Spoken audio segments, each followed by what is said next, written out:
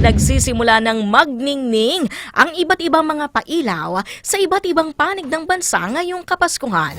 Sa Makati City po, pinailawan na ang mga dekorasyong tampok ang Paskong Pinoy. Sa Isabel Leyte naman, nagningning na rin ang giant Christmas tree.